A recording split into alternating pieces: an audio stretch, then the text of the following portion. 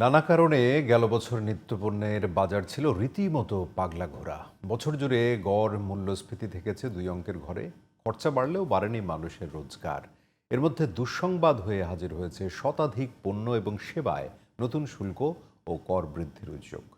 অর্থনীতিবিদরা বলছে, উচ্চ মূল্যস্ফীতির এই সময়ে মূল্য সংযোজন কর বা ভ্যাট বাড়ানোর সিদ্ধান্ত সম্পূর্ণ অযৌক্তিক। তারা বলছেন, শুল্ক এবং করের পরিমাণ না বাড়িয়ে এর আওতা বাড়ানো উচিত। বিস্তারিত মাহি হাসানের রিপোর্টে। বিগত ফ্যাসিস্ট সরকারের সময় টাকা পাচার ও লাগামহীন দুর্নীতিতে দেশের সামগ্রিক অর্থনৈতিক অবস্থা ছিল নাজুক। সাথে যোগ হয়েছিল জুলাই জুড়ে আন্দোলন ও আগস্টে ক্ষমতার পালাবদলের পর আইনশৃঙ্খলা পরিস্থিতির অবনতি। নানা পদক্ষেপে অন্তর্বর্তী সরকার গত ডিসেম্বরে মূল্যস্ফীতি কিছুটা কমিয়ে 10.89% নামিয়ে আনতে সক্ষম হয়। অর্থনীতির এমন অস্থির সময়ে চলতি অর্থবছরের মাঝপথে এসে সরকার ওষুধ, হোটেল, রেস্তোরাঁ, টেলিফোন, ইন্টারনেট, কোমল পানীয়, এলপি গ্যাস সহ শতাধিক পণ্যে ভ্যাট ও সম্পর্ক শুল্ক বাড়িয়েছে। এছাড়া বাড়ানো হয়েছে আকাশপথে ভ্রমণ করও। সংশ্লিষ্টরা বলছেন, সরকারের এমন সিদ্ধান্তে চাপ বাড়বে সাধারণ মানুষের কাঁধে।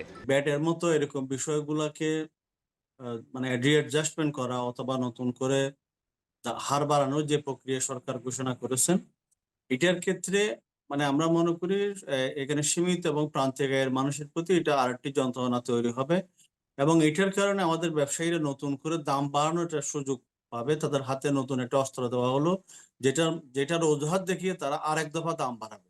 অর্থনীতিবিদরা বলছেন, সরকারের উচিত ভ্যাট না বাড়িয়ে ভ্যাটের আওতায় মানুষকে নিয়ে আসার ব্যবস্থা করা। অর্থনীতির যে বর্তমান অবস্থা, এটা বিবেচনায় রেভিনিউ বাড়ানোর প্রয়োজন ছিল।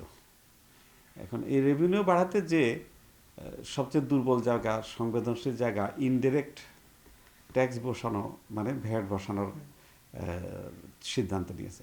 সবচেয়ে বড় কথা হচ্ছে যে ভ্যাট বসানো যায়, কিন্তু এটা এমনভাবে করা হয়েছে যে এটা যারা ভ্যাট দেয় তাদের উপরে আবারও ভ্যাট বাড়লো, কিন্তু যারা ভ্যাট দেয় না তারা ভ্যাটের আওতার বাইরে রয়ে গেল।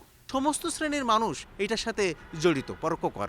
কারণ যে দিন আনে দিন খাচ্ছে সেও যে কর দিচ্ছে এবং বিলিয়নারি সে একই হারে কর দিচ্ছে পরোক্ষ করের আওতায়। সুতরাং পরোক্ষ করের মাধ্যম দিয়ে সরকারের যে সিদ্ধান্ত এই মুহূর্তে এবং অতি উচ্চ মূল্যস্ফীতি যেখানে বিরাজমান, সেখানে এই সিদ্ধান্ত আমি মনে করি যে একদমই যুক্তিযুক্ত নয়। বাড়তি শুল্ক করে মূল্যস্ফীতি আরও বাড়বে উল্লেখ করে অর্থনীতিবিদরা বলছেন, আয় বাড়ানোর জন্য সরকারের নতুন পন্থা খুঁজে বের করা উচিত। Mahi Hasan, GTV news, Dhaka.